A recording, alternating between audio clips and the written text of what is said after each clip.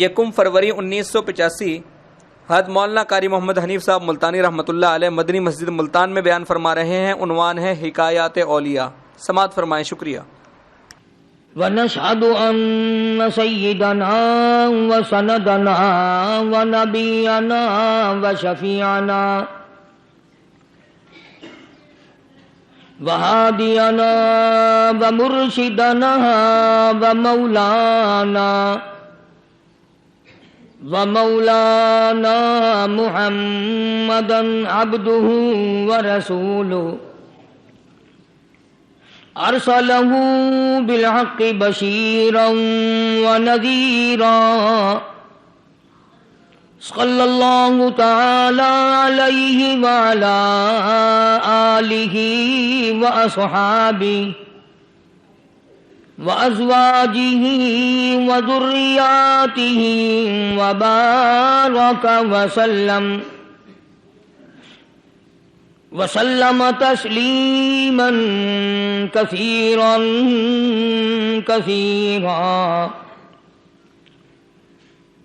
أما بعد، فأعوذ بالله السميع العليم من الشيطان الرجيم. بسم الله الرحمن الرحيم.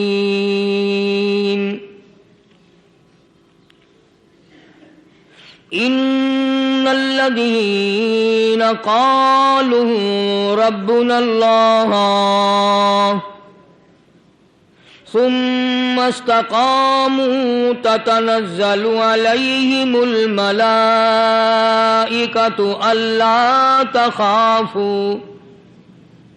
لا تخافوا ولا تحزنوا وأبشروا بالجنة التي كنتم توعدون.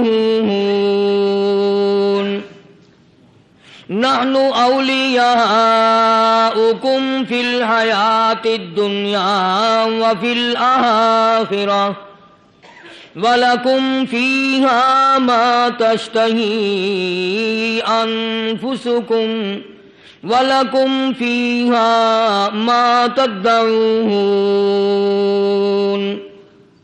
نُزُلًا مِّن غَفُورٍ رَّحِيمٍ. صدق الله مولانا العلي العظيم وبلغنا رسوله النبي الكريم ونحن على ذلك لمن الشاهدين والشاكرين والحمد لله رب العالمين. اللهم صل على محمد وعلى آل محمد كما صليت على إبراهيم وعلى آل إبراهيم إنك حميد مجيد. اللهم بارك على محمد وعلى آل محمد كما باركت على إبراهيم وعلى آل إبراهيم إنك حميد مجيد. ریکارڈنگ محمد طیب برائے آرم سی ملنے لگا پتہ طیب اسلامی ریکارڈنگ سینٹر، مدنی جامع مسجد، شارع راشد، بہاولپور روڈ، ملتان. اللہ کے نیک بندے، برگزیدہ بندے، اس کی تابع داری کرنے والے بندے، اس کی مرضیات پر چلنے والے بندے، دنیا کے حوادثات اور تھپیڑوں سے بچ کر اللہ اور اس کے رسول کریم صلی اللہ علیہ وسلم کا ہر وقت ذکر خیر کرنے والے بندے. اصل میں بندے یہی لوگ کہلانے کے حقدار ہیں. میری تیری غلطی ہے کہ ہم اپنے آپ کو بندہ سمجھتے ہیں. بندہ بننا بڑا مشکل ہے. صوبے سندھ سکھر کے علاقے میں حضرت مولانا تاج محمد صاحب امروٹی رحمت اللہ علیہ بہت بڑے بزرگ اور عالم گزرے ہیں. ان کے زمانے کا واقعہ ہے کہ ایک مسجد کا خادم تھا، مسجد کا جھاڑو دینے والا، صفیں بچھانے والا۔ اس زمانے میں بجلیاں کہاں تھی، مسجد میں پانی بھرنے والا، مسجد کی صفائی کرنے والا، مسجد کا خادم، جس کی آج ہمارے یہاں کوئی حقیقت نہیں، کوئی مقام نہیں۔ حالانکہ حدیث پاک میں آتا ہے کہ جس کو اللہ پاک اپنے دربار کا خادم بنا لے اسے اور کیا چاہیے۔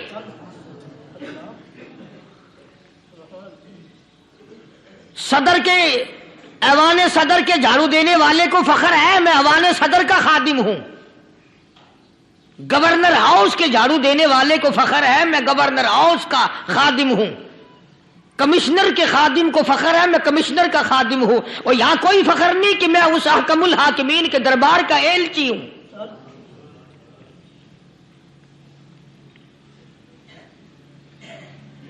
ایسا آدمی جب اللہ کے دربار میں پیش ہوگا اور اللہ پاک پوچھے گا کہ تو دنیا میں کیا کیا کرتا تھا، جواب دے گا الہی اپنے دربار سے پوچھ۔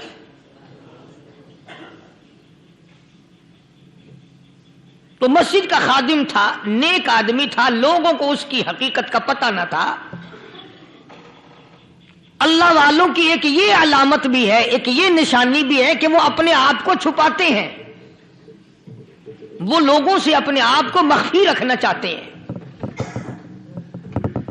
چنانچہ مسجد میں ایک خادم تھا، سکھر کے علاقے میں ایک مسافر آیا تو خادم نے اس کو روٹی بھی کھلائی، پانی بھی پلایا، خدمت بھی کی، اور عشاء کی نماز کے بعد اس مسافر کو کہنے لگا کہ میں تجھے مسجد میں نہیں رہنے دوں گا۔ اب وہ مسافر بڑا حیران کہ یار نیک آدمی معلوم ہوتا ہے، مجھے کھانا کھلایا، میری خدمت کی، اب یہ مجھے مسجد سے کیوں نکالتا ہے؟ اس نے کہا صاحب مسجد میں کسی کو سونے کی اجازت نہیں، میں مسجد میں نہیں رہنے دیتا کسی کو بھی۔ تو مسافر کہتا ہے کہ اس کے کہنے سے میں نکل تو گیا، دل میں میرے یہ کہ کوئی خاص بات ہے، ورنہ یہ آدمی نہ تو نفرت کرنے والا، نہ تکبر کرنے والا، نہ فخر کرنے والا ہے کوئی بات۔ پہلے زمانے میں لوگ سوچا کرتے تھے، اب تو ایک منٹ میں کفر کا فتویٰ لگا دیتے ہیں۔ اب اگر آج کوئی اس نیت سے کہہ دے مسافر کو کہ بھئی یہاں چوری ہو جاتی ہے، لاؤڈ اسپیکر چوری ہو جاتے ہیں، گھنٹے چوری ہو جاتے ہیں، لہذا مسجد میں نہ سو، اور کوئی مسیحت آیا تو پھر تھانہ ہویا کہ مسافر اس وقت تو نکل گیا، اور دور جا کر کے عشاء کی نماز کے بعد پھر واپس آ گیا۔ تو مسجد کے خادم نے سارے دروازے بند کر لیے، اور دروازہ بند سارے بند کر کے رات کو اللہ اللہ کرنے بیٹھ گیا۔ مسافر کہتا ہے جب وہ کہتا تھا اللہ اللہ کہتا اتنی روشنی مسجد میں ہوتی تھی کہ مجھے کڑی اور شتیر نظر آتے تھے۔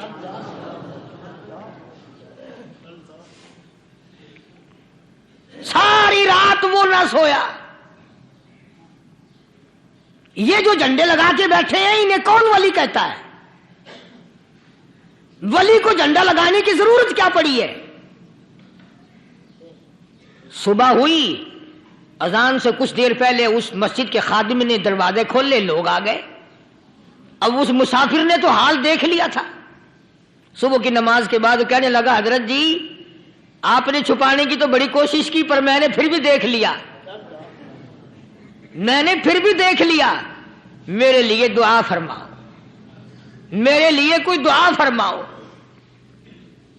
چنانچہ اس اللہ والے نے، اس مسجد کے خادم نے، اس ولی نے اس کے لیے دعا کیا کی؟ اللہ تعالیٰ تجھے انسان بنائے، اللہ پاک تجھے آدمی بنائے۔ اب وہ مسافر کہتا ہے کہ کمال ہو گیا، نہ میری دکان کے لیے دعا کی، نہ میرے مکان کے لیے دعا کی، نہ میرے دولت مند ہونے کی دعا کی، نہ میرے جنت میں جانے کی دعا کی، نہ میرے قبر سے عذاب سے بچنے کی دعا کی۔ یہ بھی کوئی دعا کہ اللہ تجھے بندہ بنائے؟ اب کون سا میں گدھا ہوں؟ یہ بھی کوئی میرے مطلب کی دعا کی ہے؟ وہ اللہ والا سمجھ گیا کہ اس نے میری دعا کی قدر نہیں سمجھی۔ مسجد میں بیٹھے تھے، پاس بازار تھا، اس اللہ والے نے اپنی ٹوپی اتار کر اس مسافر کے سر پہ رکھ دی اور کہا ذرا بازار میں جھانک مار جاتی پائی ہو، ذرا جھانکیو بازار میں۔ جب اس نے نظر ڈالی تو لوگ چل رہے ہیں، کوئی گدھے کی شکل، کوئی کتے کی، کوئی خنزیر کی، کوئی بھیڑیے کی، کوئی چتے کی، کوئی لومڑی کی، کوئی گدڑ کی شکل ہے۔ اچھا وہ مسافر بھی سیانا تھا، اس کو خیال آیا کہ میں اپنے آپ کو تو دیکھوں تو گدڑ نظر آیا۔ پھر اس اللہ والے کی دعا کی قدر ہوئی۔ تو اس پر یہ میں نے ذکر کر دی بات، ایک حکایت اللہ والے کی کہ ہم کوئی بندے ہیں۔ اب آپ لوگوں میں سے شانے آدمی یہ کہتے ہوں گے کہ جی تو نے تو بات بنا دی ممبر پہ بیٹھ کے، آدمی نہیں تو اور ہم کیا ہیں؟ آؤ ذرا قرآن کریم سے پوچھیں۔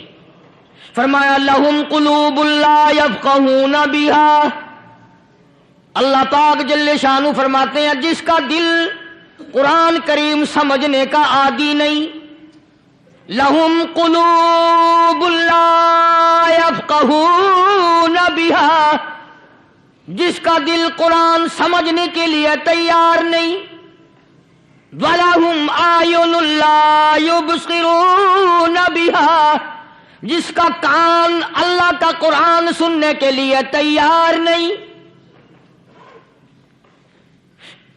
أَمْ لَهُمْ آذَانٌ لَا يَسْمَعُونَ بِهَا، ام لہم آذان یسمعون بہا، جس کا کان خدا کا قرآن سننے کو تیار نہیں۔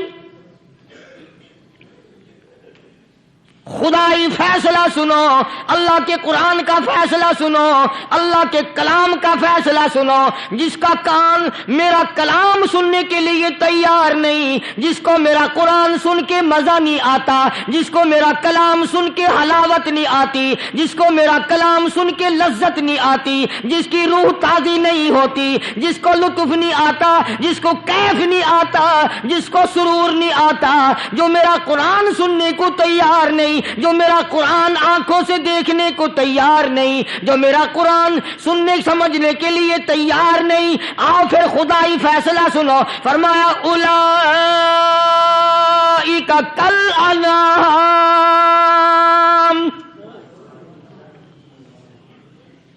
میرا فیصلہ نہیں، کسی پارٹی کا فیصلہ نہیں، کسی فرقے کا نہیں، کسی طبقے کا نہیں، کسی جماعت کا نہیں۔ فرمایا اولئک الانعام، پیدا کرنے والا مالک و خالق کہتا ہے مجھے اپنی کبریائی کی قسم یہ سارے جانور ہیں،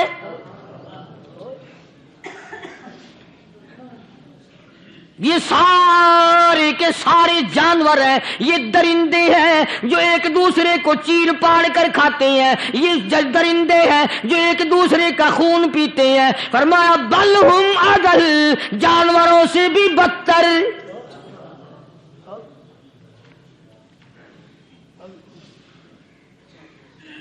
جس کے دل میں قرآن سن کر ترس نہیں، جس دل میں رحم نہیں، اپنے سے کمزور دیکھ کر جس کے دل میں شفقت نہیں، مہربانی کا مادہ نہیں، فرمایا وہ کوئی بندہ ہے، وہ تو جانور ہے۔ اور خدا غضب میں آ گیا، فرمایا بل ہم اضل، اس سے بھی بدتر۔ اللہ والے جو ہیں وہ ان خصلتوں کو دور کراتے ہیں اور وہ آدمی کے مزاج اور دل میں سے ایسی چیزیں نکالتے ہیں جو اس کی بربادی کا ذریعہ بنتا ہے۔ دل کی بیماریوں کا کسی کو فکر نہیں، بخار ہو جائے آپ چڑھ جائے آپ کو پتہ چل جاتا ہے، نزلہ ہو جائے آپ کو پتہ چل جاتا ہے، کھانسی ہو جائے پتہ چل جاتا ہے، دل کی بیماریوں کا کیا پتہ چلے؟ صحابہ اکرام رضوان اللہ تعالی علیہ مجمعین کی جماعت کے اللہ پاک کے محبوب حضرت محمد الرسول اللہ صلی اللہ تعالی علیہ وسلم نے دلوں کی صفائی کی۔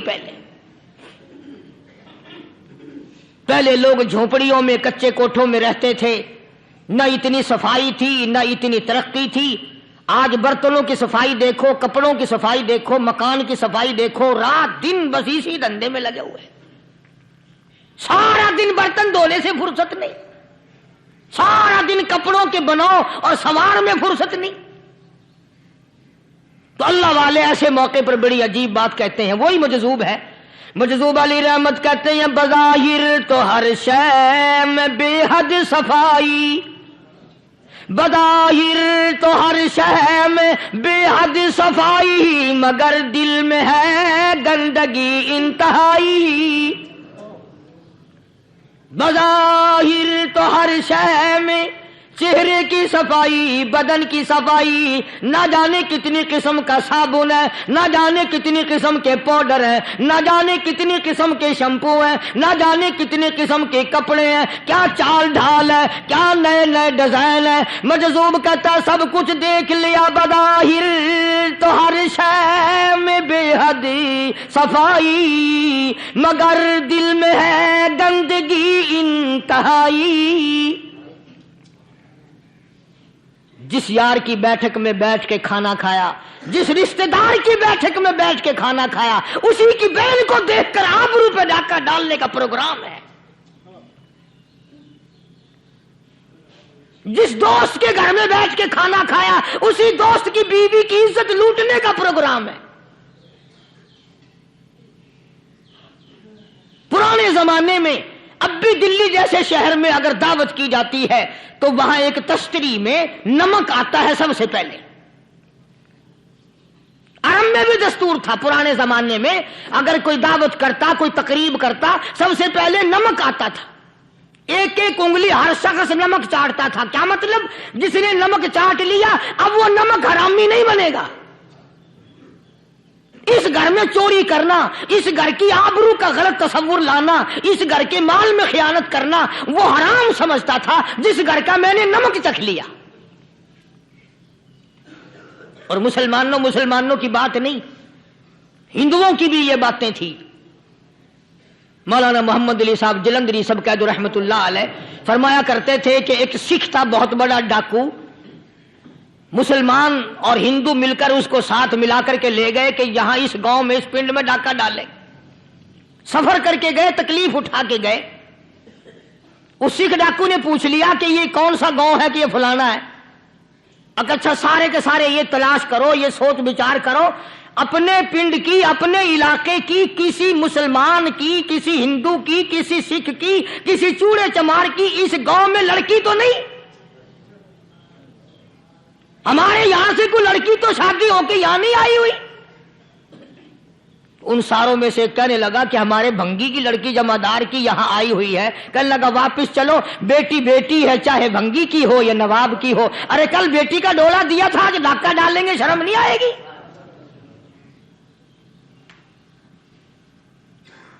آج وہ تصور کہاں چلے گئے؟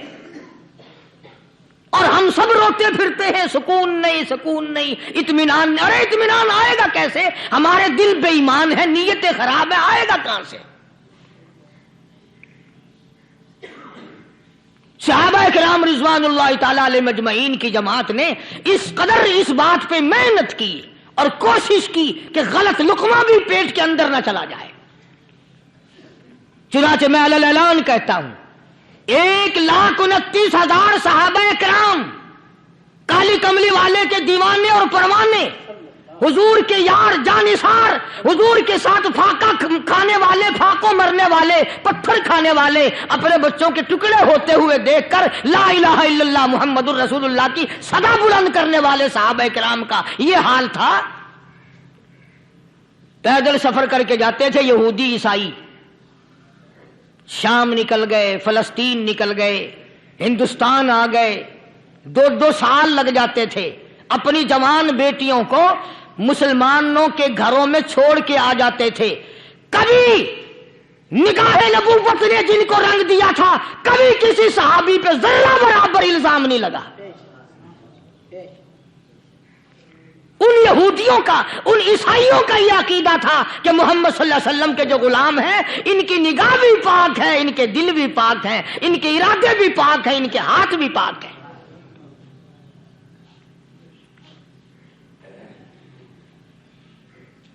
مصر کے گورنر نے، مصر کے جنرل کرنل نے خط لکھا سیدنا فاروق اعظم رضی اللہ تعالی عنہ کی خدمت میں.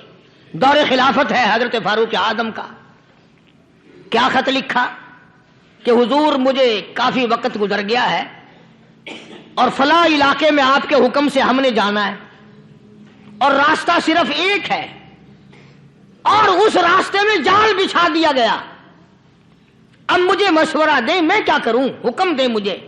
جال کیا بچھا دیا گیا کہ ہمیں پتا چل گیا ہے عیسائیوں نے پروگرام بنایا, سینکڑوں لڑکیاں تلاش کر کر کے بڑی خوبصورت حسینہ اکٹھی کی ہیں, ان کو گانے بجانے کی ٹریننگ دی ہے, ان کو اچھی اچھی آوازوں والی لڑکیاں ڈھونڈ کے لائے ہیں اور انہوں نے یہ پروگرام بنایا کہ جب مسلمانوں کی فوج اس گلی سے گزرے گی ان کوٹھوں کے اوپر چڑھ کے گانا بجانا کریں گے تاکہ ان کے دل میں بدماشی آئے اور ان کا بیڑا غرق ہو.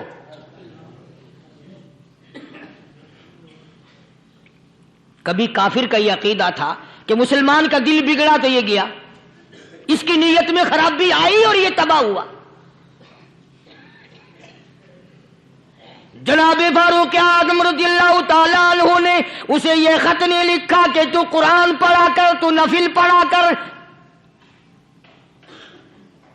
امیر المومنین خلیفۃ المسلمین سیدنا فاروق اعظم رضی اللہ تعالیٰ عنہ نے اپنے جنرل کرنل کو خط لکھا کہ اس میں لمبی چوڑی فکر کی کوئی بات نہیں, اس میں کوئی پریشانی والی بات نہیں, کوئی سوچو بچار والی بات نہیں, سارے تیری فوج میں تیری کمان میں مسلمان ہیں, سب کو اکٹھا کر لے, ساروں کو اکٹھا کر کے قرآن کریم کے سورت نور کی 2 آیتیں سنا دے.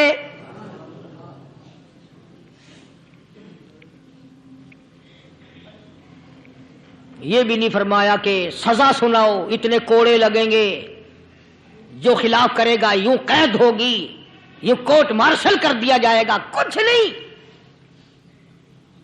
جناب فاروق اعظم رضی اللہ تعالیٰ عنہ کی رائے دیکھو, ان کے خیال میں قرآن کریم میں اتنی بڑی طاقت ہے, اتنی بڑی عظمت ہے, اتنی بڑی کرامت ہے, کلام الہی میں اتنا بڑا شرف ہے.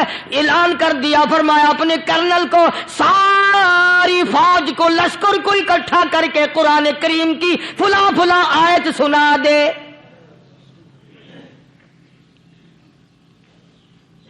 اور اس کے بعد بے دھڑک فوج کو لشکر کو اسی راستے سے گزار کے لے جا, بے دھڑک لے جا. ہائے کبھی قرآن کی 2 آیتوں سے کام بن جاتا تھا, اب سارے قرآن سے میرا تیرا کام نہیں بنتا. قصور قرآن کا نہیں ہے, یہ میرا تیرا ہے. یہ تو اتنی وفادار کلام ہے, اتنی پاک کلام ہے, خدا کی قسم ہزاروں رجسٹروں کے گتے, ہزاروں چائے کے ڈبے, ہزاروں مٹھائی کے ڈبے, لاکھوں کروڑوں دوائیوں کے ڈبے گندے نالوں پہ, کوڑیوں پہ, روڑیوں پہ پڑے ہیں, اور جس گتے نے قرآن کے ساتھ یاری لگا لی, خدا کی قسم کوئی آدمی بغیر وضو اس گتے کو بھی ہاتھ نہیں لگا سکتا. ہزاروں نہیں لاکھوں کپڑے مارکیٹ میں پڑے, پر جس کپڑے نے قرآن سے یاری لگا لی, جو کپڑا جسدان بن کر قرآن پہ چڑھ گیا, لوگ اس کو بھی چومتے ہیں اور چومنا چاہیے. یارو کپڑے نے قرآن سے یاری لگائی تو کپڑا عظمت والا بن گیا, گتے نے یاری لگا لی تو گتا بن گیا. ہزاروں قسم کے کاغذات روزانہ ذلیل ہوتے پھرتے ہیں, جس کاغذ پہ قرآن لکھا گیا وہ عظمت پا گیا, جس سیاہی سے قرآن لکھا گیا وہ سیاہی عظمت والی بن گئی. ارے اگر مسلمان قرآن کو اپنے اندر پیدا کر لے, اس کی عظمت کو بسا لے, اس کو اپنا لاہ عمل بنا لے, اس کو اپنے سر پہ رکھ لے, تو کیا یہ بندہ قرآن کے ساتھ وفاداری کرے تو قرآن کیا خیال ہے, قرآن بے وفائی کر دے گا؟ یقین نہیں, یقین اصل بات اعتقاد کی ہے. یقین کا تو یہ عالم بنا ہوا ہے کہ اگر کوئی چوری کا معاملہ ہو جائے اور کسی پر شبہ ہو, اگر اسے کہو کہ قرآن اٹھا دے تو دیر نہیں لگائے گا, اور اگر کہے کہ فلانی خانگاہ کا کنڈا مار دے, کہ یہ کام میں نہیں کرتا. خانگاہ کے کنڈے پہ ایمان ہے, قرآن پہ ایمان نہیں. اس پر یقین ہے کہ پیر اندھا کر دے گا, اور یہاں یقین نہیں کہ جس خدا نے پیدا کیا اگر میں نے جھوٹا قرآن اٹھایا تو وہ برباد کر دے گا.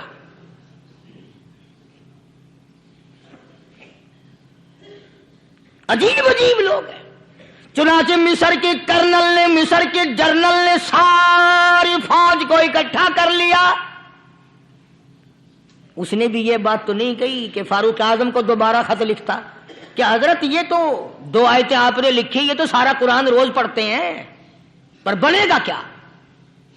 جیسے فاروق اعظم کا یقین تھا، فاروق اعظم کی فوج کے کرنل کا بھی یقین ہے، فاروق اعظم کے فوج کے جنرل کا بھی یقین ہے، اس نے ساری فوج کو اکٹھا کیا، لشکر کو جمع کیا، اور اس کے بعد کہنے لگا قل للمؤمنین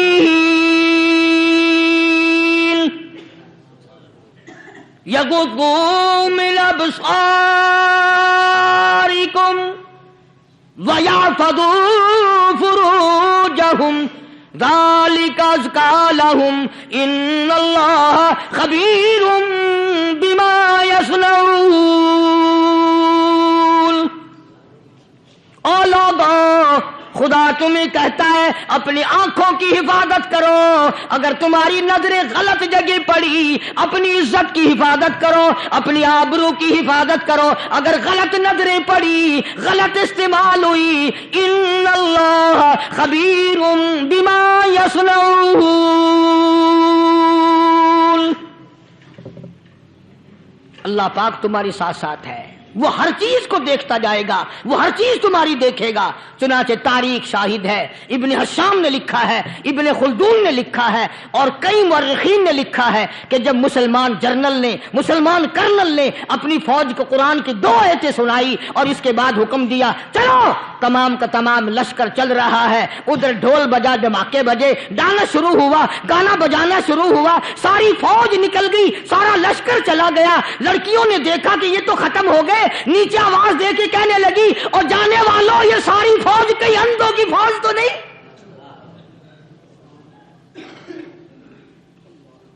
یہ حسن کا نظارہ اور یہ ڈانس اور یہ آواز، ہم ناچ ناچ کے تھک گئی، کوئی سر نہیں اٹھاتا۔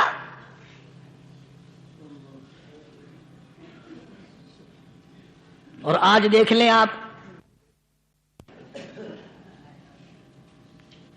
ہر گھر کے اوپر وہ لگا ہوا ہے ایریل،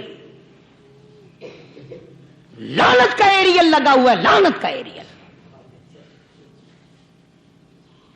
حاجیو تم کیا کہتے ہو کہ ہمارے گھر کا اس میں کیا بگڑے گا؟ خدا کی قسم وہ بگڑتا ہے، وہ دیمک لگتی ہے، وہ تباہی پھرتی ہے، تمہیں پتہ بھی نہیں چلتا۔ تم نے کیا سوچ رکھا ہے؟ مسلمان کرنل کے حکم پہ ساری فوج نکل گئی، ناچنے والی گانے والی لڑکیاں عیسائیوں کی حیران ہیں، کیا ہوا؟ لاکھوں کی تعداد میں فوج گزر گئی، کوئی نگاہ اٹھا کے نہیں دیکھتا۔ ایک مسلمان سپاہی گزرتا گزرتا نیچی نظریں کیے کیے کہنے لگا سر کیسے اٹھائے، نگاہ کیسے کوئی اٹھائے گا؟ یہ سارے کے سارے اللہ کا قرآن سن کر آئے ہیں۔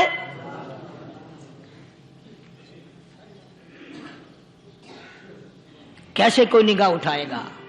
کیسے کوئی سر کو اٹھائے گا؟ یہ سارے کے سارے اللہ کا قرآن سن کر آئے ہیں۔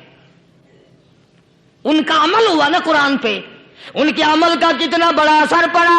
مورخین نے لکھا، ابن حشام لکھتا ہے عیسائی لڑکیوں نے چھلانگیں لگا دی، کوٹھی سے نیچے آ گئی، کہنے لگی عام مسلمانوں وہ قرآن ہمیں بھی سنا کے جاؤ جس میں اتنی اسپرٹ ہے، اتنی طاقت ہے، جو حسن کے نظارے سے روک دے، جو گانے بجانے سے روک دے۔ یہ تو آدمی کے دل کا سکون ہے، نہ گانا سنتے ہو نہ حسن کا نظارہ کرتے ہو، جاتے والے یوں نہ جاؤ، ہمیں بھی وہ قرآن سنا کے جاؤ۔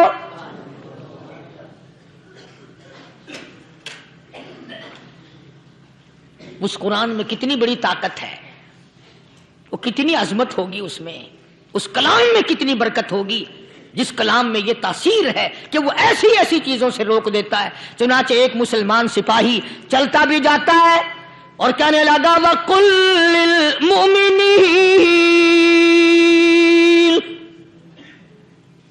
وَقُلْ لِلْمُؤْمِنِينَ، قرآن کی آیت پڑھ کے سنائی۔ سینکڑوں نہیں بے شمار لڑکیاں ایک مسلمان کی زبان سے اللہ کا قرآن سن کے کہنے لگی اور جانے والوں چھوڑ کے نہ جاؤ، ہمیں بھی کلمہ پڑھاؤ۔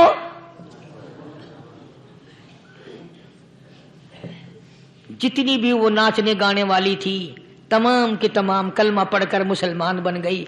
और मुर्रिखीन ने लिखा है आखिरी दम तक कुरान की शहदाई और दीवानी बन के गुजरी हैं। फिर वो लड़कियां जो रात दिन हुस्न जमाल का पैकर बनी रहती थी, उलमा ने लिखा है जब मौत आई एक एक के बदन में कपड़े लिबास में मौत आई तो 50-50 टाटी लगी हुई थी।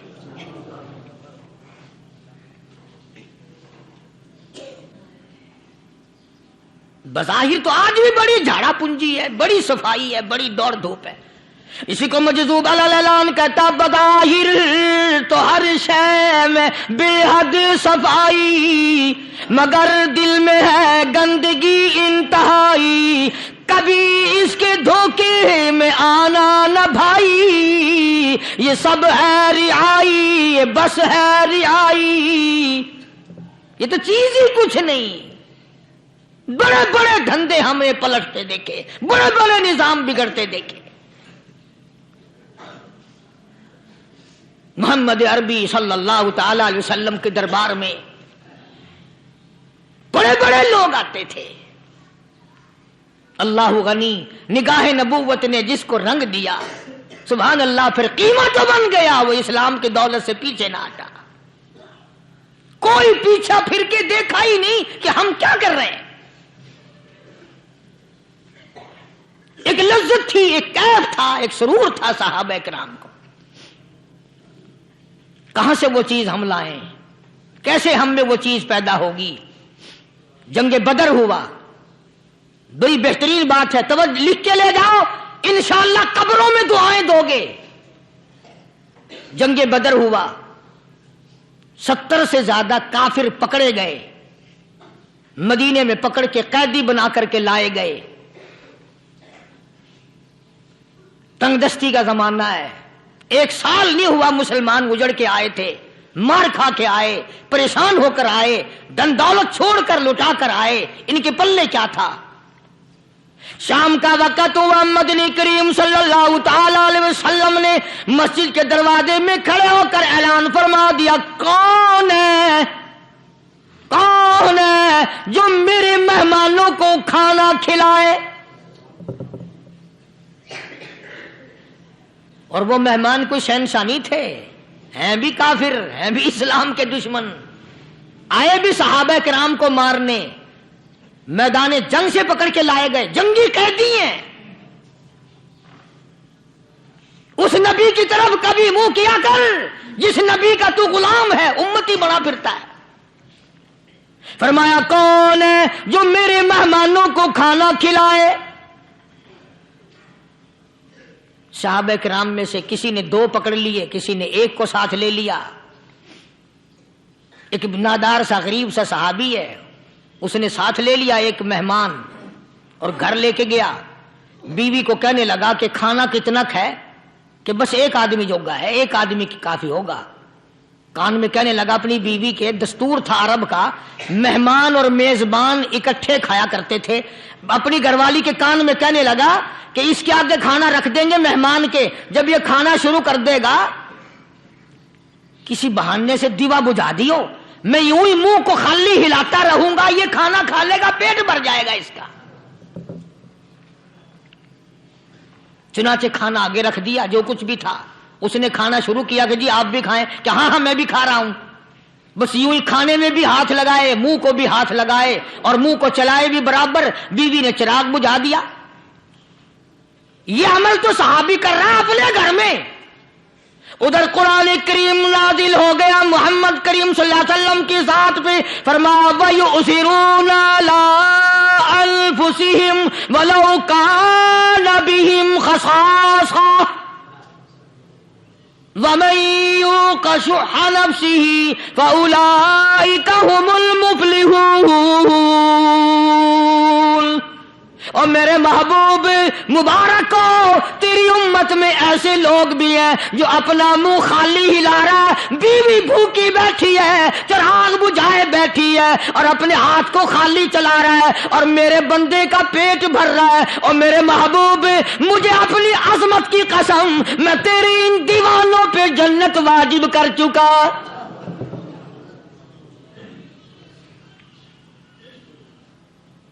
اب حضور صلی اللہ علیہ وسلم نے تو ان کو نہیں سکھایا تھا کہ تو جا کے ایسا کرنا، قدرتی مزاج ایسا بنا دیا تھا۔ ایک اور موقع ہے مدینے پاک میں، جنگی قیدی اور جگہ سے اسی طرح سے آئے، ایک صحابی ایک اور آدمی کو جنگی قیدی کو کافر میں گھر لے گیا، بیوی کہنے لگی کہ ایک ہی آدمی کا کھانا ہے بس، انہوں نے کہا اس کو دے دو۔ وہ کافر جنگی قیدی کہنے لگا جی آپ بھی کھائیں، کہنے لگا بھی بات ہے صاف، ایک آدمی کا کھانا ہے، تو کھانا کھا، میں درخت کے پتے چبا لیتا ہوں۔ وہ کہنے لگا میں کھاؤں گا پتے، انہوں نے کہا تو رئیس آدمی ہے مکے کا، میں پرانا غریب ہوں، مجھے پتے چبانے کی عادت ہے، تیرے پیٹ میں درد نہ ہو جائے، میں عادی ہوں پتے چبانے کا۔ اس نے پتے چبا لیے، کافر مسافر اور مہمان جو تھا جنگی قیدی اس کو کھانا کھلا دیا۔ دوسرے دن پھر ایسی نوبت آئی، اس نے کہا آپ بھی میرے ساتھ کھانا کھائیں، نے کہا نہیں بھائی تو کھا، میں پتے چبانے کا عادی ہوں۔ 2 دن تو اس کافر نے کھانا کھا لیا، اور جب تیسرے دن اس کے آگے کھانا آیا انہوں نے کہا بھائی تو ہی کھا، بس اتنا ہی کھانا ہے، میں تو میاں بیوی ہم تو پتے چبا لیں گے۔ اور کہنے لگا مدینے والوں تم خود پتے چباتے ہو، دشمنوں کو کھانا کھلاتے ہو، آج میری بھی ایک شرط ہے، پہلے کلمہ پڑھا پھر کھانا کھلا۔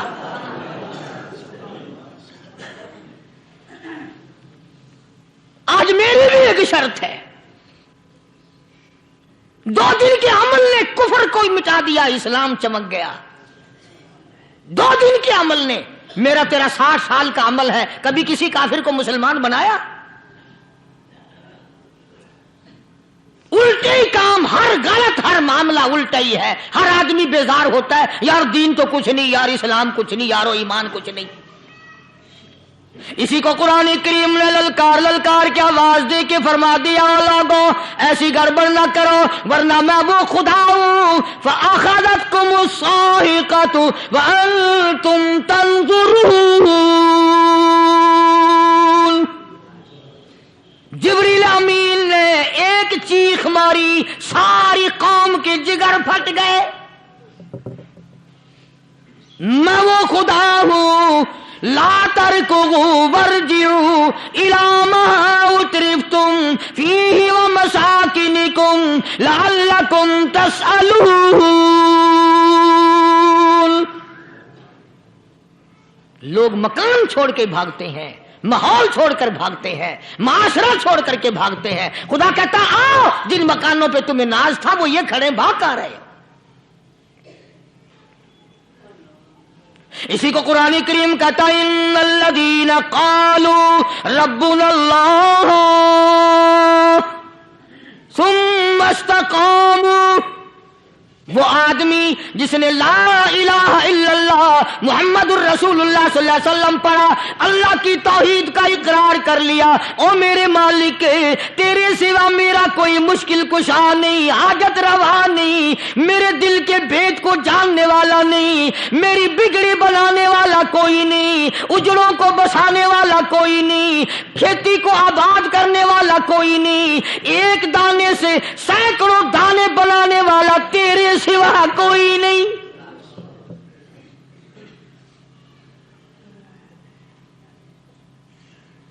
کھیتوں میں جاؤ، کبھی یہ تو سوچو کہ دنیا میں حکومتوں نے کتنے مل لگا رکھے ہیں، چینی کے، شکر کے کتنے مل ہیں، کتنے ڈیپو ہیں، پھر بھی قلت ہو جاتی ہے۔ اور یہ اللہ میاں نے کتنا میٹھا کیلے میں، سنترے میں، مالٹے میں، انگور میں، سیب میں، کبھی یہ بھی سنا کہ اللہ میاں کا شوگر مل فلاں علاقے میں لگا ہوا ہے؟ کبھی یہ تو دیکھو کہ یہ قدرت کاملہ کے سوا اور کون پیدا کر رہا ہے؟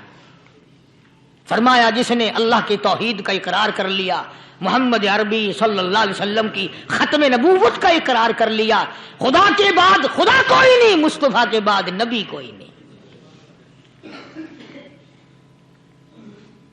پھر قرآن نے شرط لگائی ثم استقاموا، پھر اس پر جمع رہے، ڈٹا رہے، یوں نہیں کہ کبھی ادھر لڑک گیا کبھی ادھر لڑک گیا۔ لوگ تو بدل جاتے ہیں، لوگوں کا کیا ہے؟ پچھلے سال کی بات ہے، یہیں مغرب کی نماز کے بعد گرمی کے موسم میں یہاں بیٹھا ہوا تھا باہر، آگے شہر کے وہ آدمی، وہ کہنے لگے جی ایک کام آئے ہیں۔ میں نے کہا کیا؟ کہ 25,000 روپے چوری ہو گیا ہمارا، بتاؤ ہمیں۔ میں نے کہا بھی مجھے کیا پتا؟ انہوں نے کہا نہیں سارا شہر کہتا ہے کہ قاری نہیں بتا دیتا ہے۔ میں نے کہا اچھا یہ یوں نہیں جانے کا۔ میں نے کہا پھر آدھے لوں گا۔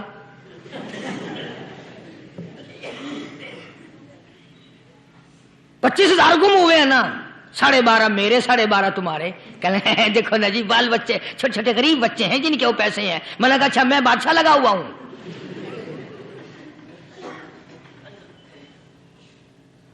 انہوں نے کہا جی سودا مہنگا۔ میں نے کہا پھر کہیں اور چلے جاؤ۔ جتنا میں نے سمجھایا نہیں ماننا کہ اگر ہمیں یوں پتہ چل جائے مولویوں کو ولیوں کو تو پھر یہ لاکھوں کروڑوں پولیس والے رکھنے کی ضرورت ہے بھلا؟ اتنی بڑی فوج کا رکھ کر کیا کریں گے ہم؟ اربوں روپیہ فوج کا خرچہ ہے، 2 ولی، ایک ولی کو اس بارڈر پہ بٹھا دیں گے، ایک ولی کو اس بارڈر پہ بٹھا دیں گے، پھر ہم بڑھانا دیں گے اولیاء کرام رجمت۔ ذہنیت مری گئی، سمجھ نہیں پاتے، دین کے قریب نہیں آتے لوگ، سمجھتے نہیں۔ فرمایا ثم استقاموا تتنزل علیہم الملائکۃ الا تخافوا ولا تحزنوا وابشروا بالجنہ التی کنتم توعدون۔ قرآن کہتا ہے ادھر ولی کی موت آتی ہے، ایسا آدمی جو اپنے کلمے پہ جمع رہے، شرک و بدعت کی لعنت سے بچے، کفر و نفاق سے بچے۔ ادھر موت آتی ہے، ادھر فرشتے کہتے ہیں گھبرانا، غم نہ کر، بہشت کے دروازے تیرے لیے سارے کھلے ہوئے۔ وَلَكُمْ فِيهَا مَا تَشْتَهِي أَنفُسُكُمْ وَلَكُمْ فِيهَا مَا تَدَّعُونَ۔ فرمایا ہم تمہاری ہر اس تمنا کو پورا کریں گے، ہر اس آرزو کو پورا کریں گے، جو مانگو گے وہی ملے گا، جو کہو گے وہی دیا جائے گا۔ نحن اولیاؤکم فی الحیات الدنیا وفی الآخرہ، ہم دنیا میں بھی تمہارے کارساز ہیں، ہم آخرت میں بھی تمہارے کارساز ہیں، ہم دنیا میں بھی تمہارے دوست ہیں، آخرت میں بھی تمہارے دوست ہیں، اور خدا کے یہاں وہ انعام ملے گا۔ اللہ غنی، رائی کے دانے کے برابر نیکی کی ہوگی، جب پہاڑوں کے برابر ثواب ملے گا تو آدمی حیران ہوگا، یا اللہ تیرے جیسا بینک تو کسی کا بھی نہیں۔ رائی کا دانہ لے کر پہاڑ واپس کر دیا، مالک نے نجات کا ذریعہ بنا دیا۔ فرمایا نزلا من غفور رحیم، یہ مہمانی ہے پروردگار عالم کی طرف سے۔ قرآن اعلان کر کر کے کہتا وبالاسحار ہم یستغفرون۔ اللہ پاک فرماتے ہیں میرے بندوں کی نشانی یہ ہے کہ وہ آخری رات میں بڑے ویلے سحری کے وقت اٹھ کر استغفار کرتے ہیں، اللہ کے حضور میں معافی مانگتے ہیں، روتے ہیں، عاجزی کرتے ہیں۔ کہتا کہ ایک تڑپ سی دل میں امنگتی ہے، ایک درد جگر میں ہوتا ہے، ایک تڑپ سی دل میں امنگتی ہے، ایک درد جگر میں ہوتا ہے، ہم رات کو رویا کرتے ہیں جب سارا عالم سوتا ہے۔ سب لوگ سوئے ہوئے ہوں اور اللہ کا دروازہ کھٹکھٹا، اندھیرے میں مالک کائنات کے سامنے جھولی پھیلا، اپنی بگڑی کا سوال کر، اپنی مشکلات اس مالک کے سامنے پیش کر جو سارے جہان کا خالق و مالک ہے۔ عقیدہ بھی بناؤ، اعمال بھی بدلو، مزاج بدلو، طبیعتوں میں انقلاب لاؤ، اور لوگوں ان گھروں کو مسلمانوں والے گھر بناؤ۔ تم برا مان کے جاؤ یا بھلا مان کے جاؤ، میں اپنے عقیدے کی بات کو چھپاتا نہیں۔ جس گھر میں کوئی مرد عورت قرآن کے کھولنے والا نہیں، میں اس گھر کو مسلمان کا گھر نہیں کہتا، وہ چوڑے اور کراڑ اور سکھ کا گھر ہے۔ تمہیں یہ سکھایا کس نے ہے کہ مرنے کے بعد قرآن پڑھا جاتا ہے اور ساری زندگی میں نہیں پڑھا جاتا؟ یہ قرآن مردوں کے لیے تھوڑی آیا، یہ زندوں کے لیے آیا ہے۔ حدیث پاک میں آتا ہے، حضور کریم سب کہہ دو صلی اللہ علیہ وسلم نے فرمایا، عیسیٰ علیہ السلام ایک قبرستان سے گزرے، گورستان سے گزرے تو ایک قبر کو دیکھا، وہ نبی ایسا تھا، اس کے معجزات ایسے تھے، قبر میں دیکھا تو ایک بڑھیا جل رہی ہے، سڑ رہی ہے، تباہ ہو رہی ہے، رو رہی ہے۔ تو عیسیٰ علیہ السلام پناہ کر کے وہاں سے گزر گئے۔ چند دنوں کے بعد جو اسی قبر کے پاس سے گزرے تو عیسیٰ علیہ السلام کو دھیان آیا کہ اس قبر میں ایک بڑھیا بڑی عذاب بھگت رہی تھی، مگر اس دن جو دیکھا وہ تو عیش میں بیٹھی ہے، تخت میں بیٹھی آرام کر رہی ہے۔ سیدنا عیسیٰ علیہ السلام نے اللہ پاک سے سوال کر دیا، الہی مرنے کے بعد تو آدمی کوئی نیکی بھی نہیں کر سکتا، اس نے کیا کر لیا جو اس کا سارا نظام بدل گیا؟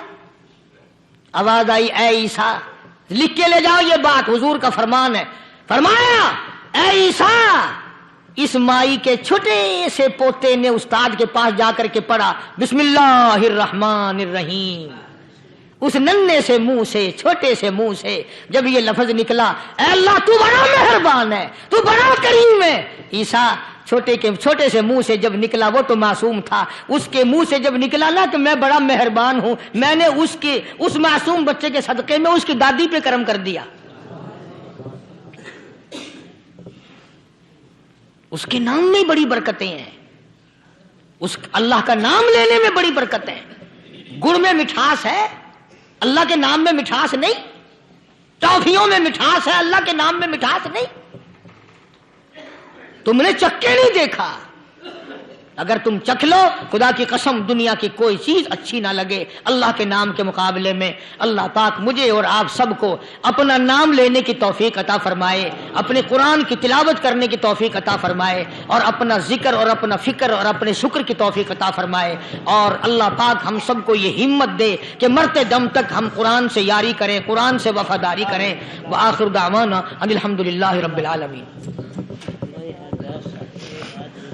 پچھلے جمعے کی بڑی شاندار کیسٹ جو آپ لوگ خود سن کے گئے تھے، اور بھی سب کیسٹیں ہیں، بڑی اعلیٰ درجے کی اولیاء کرام کی جو بھی بیمار ہے یا اللہ سب کے دکھوں کو دور فرما دے، یا اللہ اپنے محبوب صلی اللہ علیہ وسلم کے صدقے میں سب کی تکلیفوں کو دور فرما، سب کی پریشانیوں کو دور فرما، سب کی نیک تمناؤں کو پورا فرما۔ یہ جتنے مرد عورت آئے بیٹھے ہیں یا اللہ ان کو قدم قدم پہ نیکیاں اور قبولیت عطا فرما، یا اللہ سب کے کاروبار میں، سب کی فصل میں برکت عطا فرما، یا اللہ سب کی نیکیوں کو اتنا بڑھا کہ ہمارے لیے ذریعہ نجات بن جائیں۔ یا اللہ ہم سب کے والدین کی مغفرت فرما۔ میرے حاجی صاحب کے لیے بھی دعا کرو، جس کا یہ سارا بٹا لگایا ہوا، اللہ تعالیٰ اس کی قبر کو جنت کا باغ بنائے۔ میری والدہ کے لیے بھی، سب کے والدین کے لیے دعا کرو، یا اللہ سب کی قبروں کو جنت کا باغ بنائے۔ جس کے عزیز رشتہ دار، اہلیہ، بھائی، بھتیجے، خاندان کے لوگ، وسیب کے لوگ جتنے بھی قبروں میں چلے گئے، یا اللہ سب کی مغفرت فرما، سب کے گناہوں کو معاف فرما، یا اللہ سب کو اعلی علین میں جگہ عطا فرما۔ یا اللہ اس مسجد کے، مدرسے کے جتنے لوگ خدمت گزار ہیں، مال و جان میں برکت عطا فرما، یا اللہ ان کو اتنا دے کہ ان کے گھر بھر دے۔ ہاں کوئی ساتھی بتلا رہے ہیں کوکو کولا کا کوئی ساتھی ہے، جہاں بھی ہے اللہ تبارک و تعالیٰ سے استقامت عطا فرمائے۔ یا اللہ ان سب کو حج بیت اللہ نصیب فرما، سب کو روزے رسول اللہ صلی اللہ علیہ وسلم کی زیارت نصیب فرما، بے اولاد کو اولاد عطا فرما۔ یا اللہ ہم سب کی اولاد کو نیک، صالح اور نمازی بنا، یا اللہ سب کی اولاد کو ہدایت عطا فرما۔ یا اللہ ہم سب کے گھروں کو نماز اور قرآن سے آباد فرما، مرتے وقت کلمے اور ایمان والی دولت عطا فرما۔ یا اللہ ہم سب کی عزت، آبرو، جان، مال اپنی امان اور اپنی حفاظت میں رکھ۔ یا اللہ ساری امت کی مغفرت فرما، سارے پاکستان پہ کرم اور فضل فرما، ساری مخلوق کے ساتھ یا اللہ رحم کا معاملہ فرما۔ یا اللہ ہماری دعاؤں کو نہ دیکھ، ہمارے اعمال کو نہ دیکھ، اپنے محبوب صلی اللہ علیہ وسلم کے صدقے میں تمام دعاؤں کو قبول فرما۔ صلی اللہ علی حبیبہ محمد وعلی آلہ واصحابہ اجمعین برحمتک یا ارحم الراحمین۔